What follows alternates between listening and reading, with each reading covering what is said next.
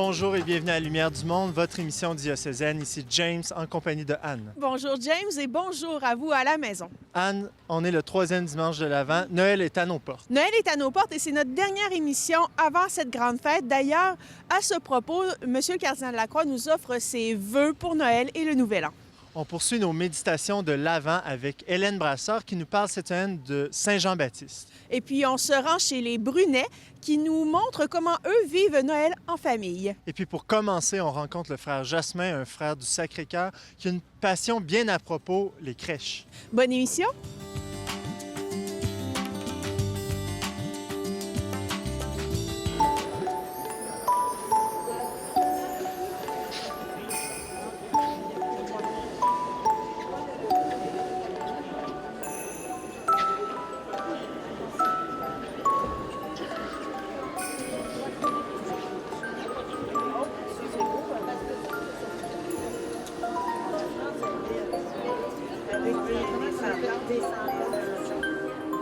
Alors, à Noël, on voit des crèches à différents endroits. Puis moi, dans le fond, je travaillais dans une école privée à l'époque où est-ce que j'avais des jeunes pensionnaires. Et puis, dans le temps de Noël, on fabriquait toujours une crèche un peu naïve ou en tout cas différents modèles qu'on exposait dans la montre de l'école. Et puis, une année, j'ai pas pu exposer de crèche. Et à ce moment-là, j'ai acheté quelques crèches du monde que j'ai trouvées.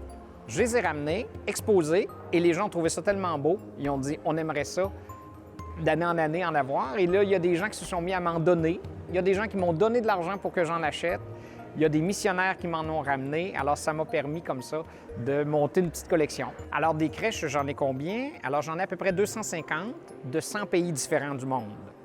Alors, ça permet vraiment de voir comment chaque culture met sa couleur, son originalité, ses personnages, ses costumes, au service, dans le fond, de l'Évangile, hein, de Jésus qui vient parmi nous, puisque c'est Jésus qui vient parmi nous. Donc, chaque pays le représente un peu dans ses traits culturels. On a une grosse figurine. Est-ce que vous pouvez me deviner c'est quel sac que ça représente? Oui, d'accord.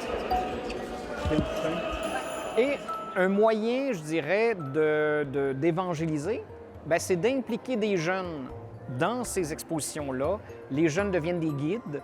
Les jeunes aident les familles à fabriquer des petites crèches en bouchon de liège qu'ils vont rapporter à la maison, etc.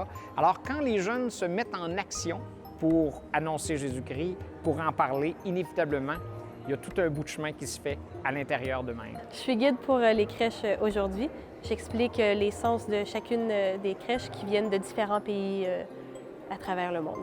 J'ai été invitée, mais c'est vraiment une motivation de présenter aussi la passion de Jasmin et c'est quelque chose de très, très intime, donc c'est vraiment très intéressant à participer. Pour moi, ce qui me motive réellement à venir ici, c'est à montrer au monde le vrai sens de Noël, de leur démontrer que Jésus n'est pas réellement mort, qu'il est ressuscité pour nos cœurs, puis pour nous, il renaît à chaque Noël. Ce que j'aime vraiment de la crèche de Noël, c'est que ça représente vraiment tout le sens de nos croyances de chrétiens. Puis on voit que dans la crèche, Jésus est né dans une étable pour nous montrer que les plus pauvres, ils n'étaient pas nécessairement exclus de la société, qu'ils étaient tous importants, puis qu'on était tous importants, tous différents. J'aime beaucoup les crèches. Je voulais faire quelque chose, une petite activité, parce qu'une de mes amies m'a invitée. Peut-être l'année prochaine, je pourrais inviter mes neveux et nièces à venir, puis ils voudraient peut-être faire des crèches. Par quel personnage on commence? Marie, Joseph. Joseph. Tu prends un bouchon. N'importe quel. Joseph, on y va avec des couleurs un peu plus ternes. Ça peut être dans du brun comme ça. Ça peut être, tiens, le chapeau. Ça, c'est la robe qui fait le tour, dans le fond. La crèche, là, les premiers signes de crèche qu'on voit, c'est très, très ancien. Dans les débuts de l'Église, dans les catacombes, on voit une peinture ou une gravure sur des tombeaux où est-ce qu'on voit déjà des représentations de la naissance de Jésus. Bon. Ensuite, il va y avoir ce qu'on appelle des mystères qui vont être joués au Moyen Âge, où est-ce que des gens vont jouer un peu la naissance de Jésus. Sauf qu'avec le temps, on ajoute plein de choses de la mythologie grecque, romaine. Et finalement, ce qui va se passer, c'est que l'Église va dire, là, oh, ça commence à être un peu loin de l'Évangile, alors on va demander que ça cesse dans les églises. Mais François d'Assise, va vouloir refaire une crèche biblique, dans le fond, le modèle primitif, vivante, dans une église. Alors, il demande une permission au pape pour pouvoir faire une crèche vivante. Il a la permission, et là, ils vont sortir tout ce qu'il y avait dans l'église, mettre de la paille sur le sol, rentrer des animaux, et ils vont faire ce qu'on appelle la première crèche vivante à Greccio, au 13e siècle. Et c'est ce qui va lancer les franciscains, les clarisses, à refaire des crèches vivantes un peu partout dans le monde. Et tranquillement, pas vite, ces crèches vivantes-là vont se transformer en personnages grandeur nature, qui ensuite vont influencer pour ce qu'on va connaître ensuite, la crèche telle qu'on la connaît aujourd'hui.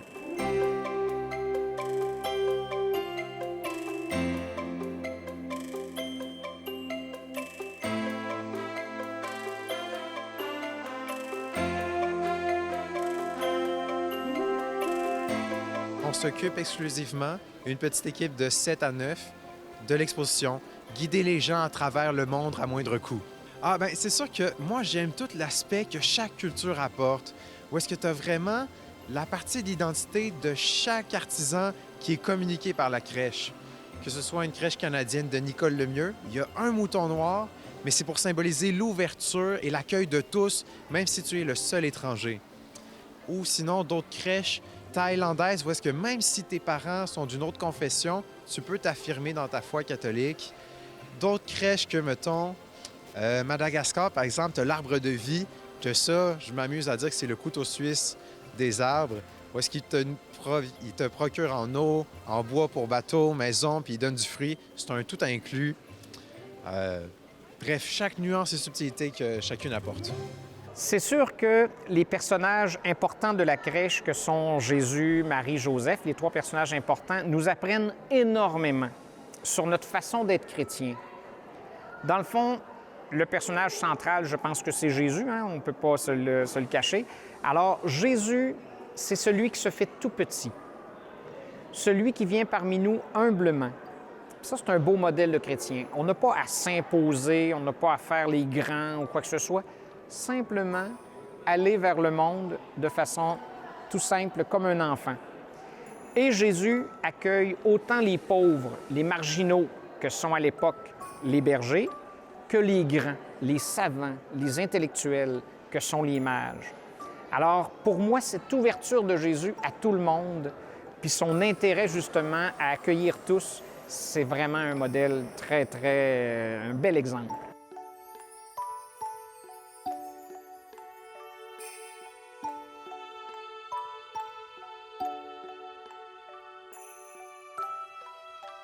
Pour ce qui est de Marie, Marie, c'est celle qui porte Jésus. C'est celle qui médite à l'intérieur d'elle. C'est celle qui offre Jésus au monde. Alors, en ce sens-là, Marie, elle est vraiment le modèle du chrétien, de celui qui est invité à porter Jésus, à le méditer en dedans de lui, mais à l'offrir aussi au monde. Et Marie, ce que je trouve extraordinaire, c'est qu'elle ne sait pas ce qui s'en vient. Elle s'embarque dans une aventure, elle est toute jeune. Hein? Marie, on pense qu'elle avait peut-être 15 ans, 16 ans, 17 ans. Alors, une toute jeune femme qui se lance dans cette aventure-là et qui fait confiance à Dieu. Puis ça, c'est tellement un modèle incroyable pour nous aujourd'hui, dans l'Église dans laquelle nous sommes, de ne pas avoir peur, de faire confiance à Dieu, puis de se lancer dans cette aventure, de simplement présenter Jésus au monde tel qu'il est. Et Joseph, eh bien, c'est celui qui permet ces choses-là. Parce que Joseph, c'est tout le support matériel. C'est celui qui est derrière, qui est en dessous, qu'on ne voit pas toujours, mais sans lui, ça n'aurait pas pu avoir lieu. Alors Joseph, c'est celui qui transporte Marie, qui assure la nourriture, qui assure l'infrastructure, qu'on pourrait dire, de cette venue de Jésus. Alors, c'est pour ça que je dirais que dans notre présence d'Église, notre présence de chrétiens, on peut à certains moments être plus le visage de Jésus, qui accueille directement, qui est présent, qui est ouvert à tous. Le visage de Marie, qui est celle qui médite et qui offre et qui fait confiance à Dieu. Ou le visage de Joseph, qui permet, par des moyens matériels, par un support, par peu importe la façon, la présence et l'existence, dans le fond, de Jésus parmi nous. Le Nigeria, ici, une sculpture en bois. Toujours intéressant de voir. Oui, puis comment chaque pays représentent les personnages, les mages avec des chapeaux traditionnels de leur milieu. Tout ce qu'il y a, parce que je trouve ça beau de voir que la culture québécoise, nord-américaine, même mondiale, a récupéré Noël. La seule chose, c'est qu'il faut juste se rappeler pour qui qu'on fête. Alors, si on fait des beaux gros parties, si on achète des cadeaux, on fait n'importe quoi, mais qu'on ne se souvient même pas pour qui on se réunit puis pourquoi on est là. Alors, c'est pour ça que pour moi, la crèche, c'est une façon, dans le fond, d'aider les gens à se rappeler que s'il y a tout ça dans la période des fêtes, dans la période de Noël, c'est à cause de qui? C'est à cause de Jésus. Et ça, pour moi, c'est tellement essentiel que ça me fait plaisir de partager justement cette collection de crèches-là et de même inviter les familles à fabriquer des petites crèches en bouchon de liège ou peu importe, de manière à se rappeler pour qui on se rassemble et quel est le motif de ces grands événements qu'on a autour de nous. Joseph, le berger, Jésus, puis l'ange.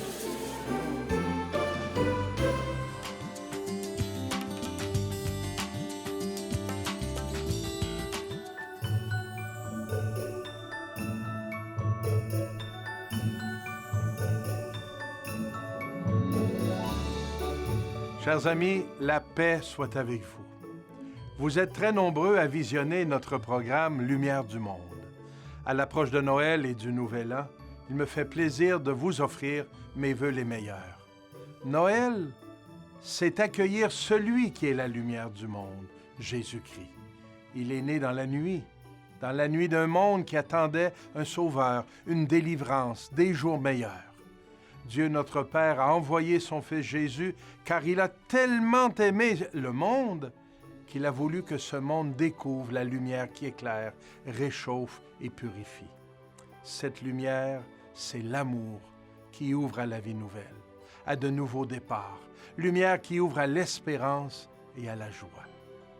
Accueillir Jésus à Noël, c'est permettre à Dieu de venir chez nous, naître dans la crèche qu'est notre cœur et y faire sa demeure, car c'est bien là qu'il veut habiter dans notre cœur. Mon frère, ma sœur, as-tu besoin de lumière et d'amour? Ouvre très grande la porte de ton cœur et laisse entrer Jésus. Ceux et celles qui l'ont accueilli te le diront, le Seigneur chasse les ténèbres, apporte la lumière qui fait vivre. Jésus, notre Sauveur, comble le cœur de sa tendresse, délie nos impasses et nous assure de sa présence. Il l'a promis et il accomplit sa promesse. Et moi, je suis avec vous tous les jours jusqu'à la fin du monde. Il est venu il y a déjà 2000 ans. Il reviendra à la fin du monde, mais il vient dans le cœur et la vie de tous ceux et celles qui l'accueillent aujourd'hui. Plusieurs des beaux cantiques de Noël nous parlent de Jésus, notre Sauveur, et de la bonne nouvelle qu'est sa venue. Écoutons attentivement les paroles de ces beaux chants que nous attendons pendant cette saison de Noël. Ce sont de véritables prières qui nous invitent à faire de la place pour un Noël rempli de joie et de paix. S'aberger, assemblons-nous. Allons voir le Messie. Cherchons cet enfant si doux dans les bras de Marie. Je l'entends, il nous appelle tous au sort digne d'envie. Que c'est beau. Ou encore, minuit chrétien, c'est l'heure solennelle où l'homme-Dieu descendit jusqu'à nous. Chers frères et sœurs, l'année 2019 achève et déjà nos regards se tournent vers le nouvel an. 2020, un nouveau chapitre pour nous et pour notre monde. Que nous réserve l'année à venir? Pour le moment, plus de questions que de réponses, mais nous pouvons compter sur la présence et le soutien du Seigneur pour nous aider à vivre chaque moment, sous son regard bienveillant, et compter sur la lumière de son esprit pour vivre et partager la vie sur cette terre avec nos frères et sœurs. Nous pouvons aussi compter sur la fraternité de notre communauté chrétienne pour nous accompagner les uns les autres. S'il est vrai que Jésus est la lumière du monde, il a aussi dit à ses disciples, « Vous êtes la lumière du monde. » Que l'an 2020 nous permette de rayonner la joie et la lumière autour de nous, en aimant et en servant nos frères et nos sœurs. Je demande au Seigneur de vous bénir, de bénir vos familles. Et je vous assure qu'aux célébrations, dans la nuit de Noël et tout au long de la saison de Noël, vous aurez une place bien spéciale dans ma prière et dans mon cœur. Au plaisir de nous rencontrer. Joyeux Noël à vous, heureuse et sainte année.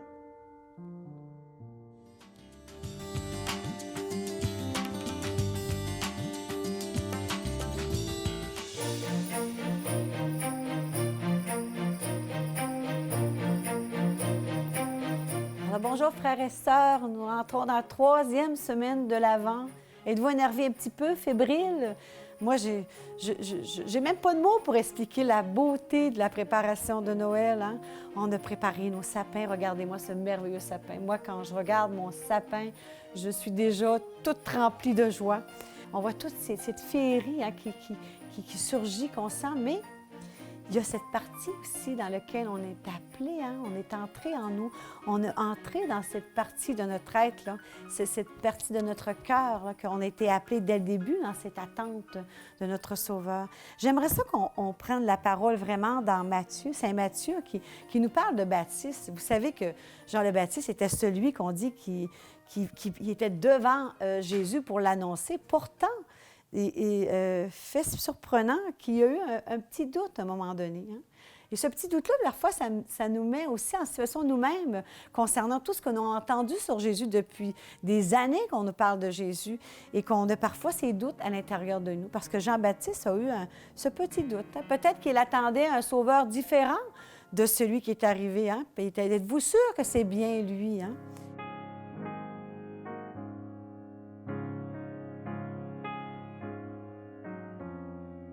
Or, Jean, dans sa prison, avait entendu parler des œuvres du Christ et lui envoya de ses disciples pour lui dire, « Es-tu celui qui doit venir ou devons-nous en attendre un autre? » Jésus leur répondit, « Allez rapporter à Jean ce que vous entendez et voyez.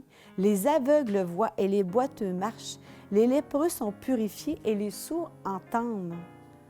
Les morts ressuscitent et la bonne nouvelle est annoncée aux pauvres. » La bonne nouvelle est annoncée aux pauvres. Et là, Jean a vraiment compris que c'était vraiment lui le Sauveur. Il n'y en a pas d'autre. On nous offre, vous savez, on est dans une société qu'on nous offre toutes sortes de moyens de nous sortir de ce qu'on vient de découvrir en nous. Hein? Ce vide intérieur, cette sécheresse, cette aridité.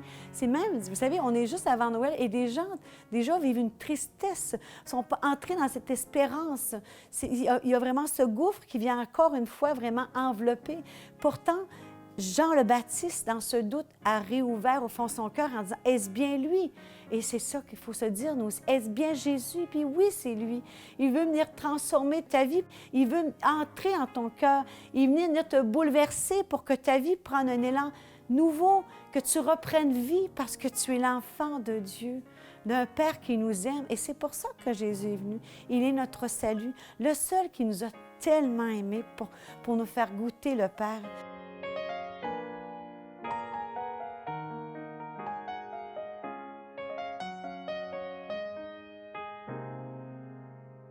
Je ne sais pas si on réalise vraiment Noël, qu'est-ce que c'est, comment cet amour. Vous savez, il y a remarqué à chaque fois qu'on arrive là, dans cette dernière semaine, on approche de Noël, comment notre sensibilité, comment on sent. Des fois, on essaye de fuir, mais il ne faut pas le fuir, de faire face à la vulnérabilité de notre cœur.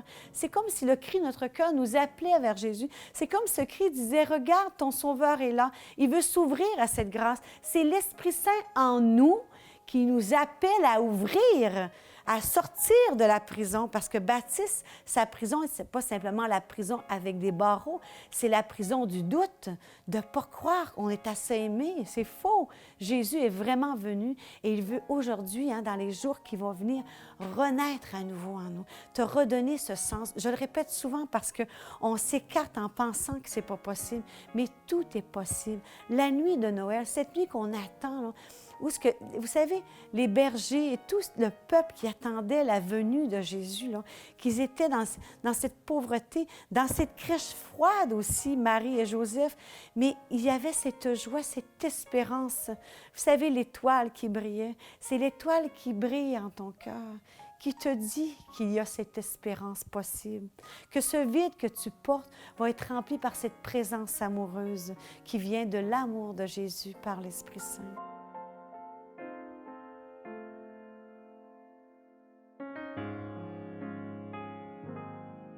Désires-tu accueillir cet amour?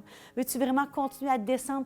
Simplement accepter cette vérité qui t'est dit dans ta fragilité pour devenir fort de l'Esprit, par cette puissance de l'Esprit d'amour qui vient renouveler ta vie et t'ouvrir un chemin d'amour et d'espérance. Parce qu'au fond, ce qui est le plus important à recevoir à Noël, c'est pas tous ces cadeaux qui débordent, l'abondance de festins, de toute boisson, de musique. C'est de recevoir au fond de ton être un amour qui dure toujours, qui te fait sentir, au fond, plus que sentir, qui te donne vraiment l'essence de ta vie, qui te pousse à vivre et à témoigner de cette bonne nouvelle. Amen.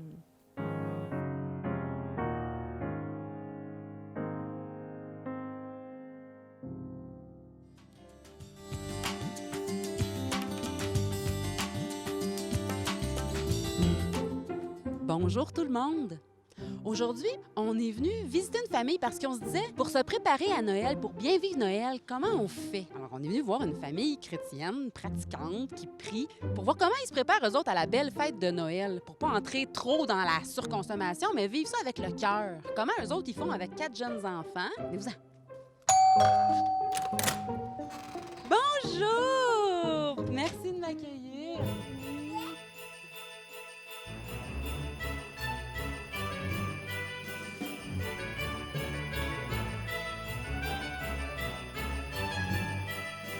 Alors, ici, on a affaire à papa. Ben oui, moi, c'est Charles. Et bébé. Philippe-Étienne. Beau Philippe-Étienne, qui est le petit Jésus, le petit dernier arrivé. Toi, comment tu t'appelles? Jean-Marie. Et le beau garçon ici? Timothée. Timothée. Et il reste les madames. Sont où les demoiselles de la maison? Les demoiselles de la maison? Maman? Valérie. Marie-Thérèse. Marie-Thérèse, la grande fille. Est-ce que vous avez une démarche, vous autres, pour vous préparer à Noël? Oui. Qu'est-ce que c'est? Explique-moi ça, s'il te plaît. On ouvre des sacs. Vous ouvrez des sacs. Est-ce qu'on peut les voir? Veux-tu venir me les montrer? On va les montrer à la caméra pour que les gens comprennent de quoi on parle. Alors, les sacs, viens nous montrer ça, Timothée. Ils sont là, tu les pointes, OK? Puis là, comment ça fonctionne? Est-ce que, maman, tu veux nous l'expliquer en 2 mots, s'il te plaît? Là? Bien, à tous les jours, on a un sac à piger depuis le début de l'Avent, donc depuis le premier dimanche de l'Avent. Aujourd'hui, c'est le... Dis-les, Marie-Thérèse. Le 3 décembre. Bravo! Et c'est ce sac-là, OK?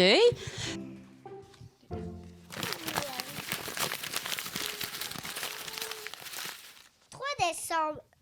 Thème de la semaine. Je suis attentif à la voix de Dieu.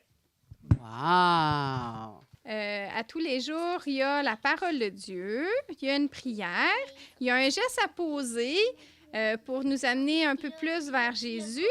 Puis aujourd'hui, il y a un saint du jour. Et à tous les jours aussi, on a un geste de partage à faire. Il y a un partage. On parraine 2 familles d'immigrants. Des fois, quand on n'a pas de sous, même des brosses à dents, ça peut être quelque chose d'agréable à avoir. Il reste des choses dans le sac. Je pense que Timothée, il a pigé une décoration et ça représente... Saint-François Xavier. Le saint du jour, c'est sa fête aujourd'hui. On est le 3 décembre aujourd'hui. C'est Jean-Marie qui va aller l'accrocher. Tu vas l'accrocher où, Jean-Marie? Dans les fleurs, dans le poinsettia à table. Loin, loin, loin, loin, loin. Bravo! Ah, t'es bon! Il est tout fier. Avoir juste des cochers en bas pour les cocher. On va coucher, mais avoir des égaux. Et il reste une dernière chose. Tadam! Qu'est-ce que c'est? Prière de Saint-François Xavier. On a vraiment eu un accès privilégié dans cette famille. On est chanceux. Et là, ils se préparent à mettre la table. Nous, on se prépare à s'en aller. Et Je pense que vous vivez une démarche spéciale en lien avec la table. là. Qu'est-ce que c'est? Pour se préparer à Noël, puis pour l'avant, on laisse une place parce qu'on attend quelqu'un. On attend le vrai cadeau à Noël, Qui est? qui est Jésus.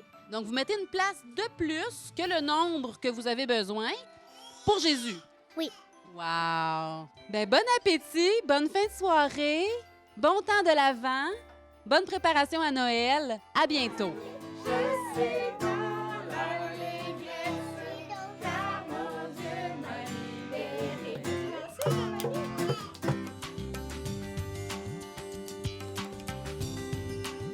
Alors, à quelques jours déjà de Noël, j'imagine que vos préparatifs vont bon train. Et je me demandais, James, comment toi, as-tu prévu passer Noël? Ah ben nous, l'année dernière, on avait un bébé tout neuf. On a commencé à prendre ça très allègrement. Donc, on va prendre plus de temps pour se reposer cette année, passer plus de temps en famille plutôt que de multiplier les activités. C'est ça qui est tentant parfois à Noël et c'est très épuisant. Moi, je trouve que Noël, c'est fait pour être en famille, mais pas rentrer le 6 janvier la langue à terre non plus. Tout à fait. D'ailleurs, chez nous aussi, ça se vit réellement en famille. Et d'ailleurs, un beau geste que mon mari fait, c'est qu'il va en Angleterre et avec sa mère à lui. Sa mère ne veut pas voyager seule. Donc, il accompagne sa mère en Angleterre pour aller voir sa sœur qui habite là-bas. Donc, ça va être l'occasion de réunir la famille justement dans ce temps des fêtes qui s'en vient. Et puis, je dois vous annoncer que je ne reviendrai pas au mois de janvier. Mais c'est pas grave parce que je vous laisse en très bonne main. Vous la connaissez, c'est Geneviève Côté qui va me succéder et j'ai totalement confiance que vous allez avoir beaucoup de plaisir avec elle. Donc, merci de m'avoir accueilli chez vous et je vous souhaite de très joyeuses fêtes et une sainte année 2020. Merci Anne d'avoir été avec nous au courant de cette année. Puis à la maison, on va se retrouver au mois de janvier avec du nouveau contenu pour l'année 2020. Un très joyeux Noël à vous et une bonne année.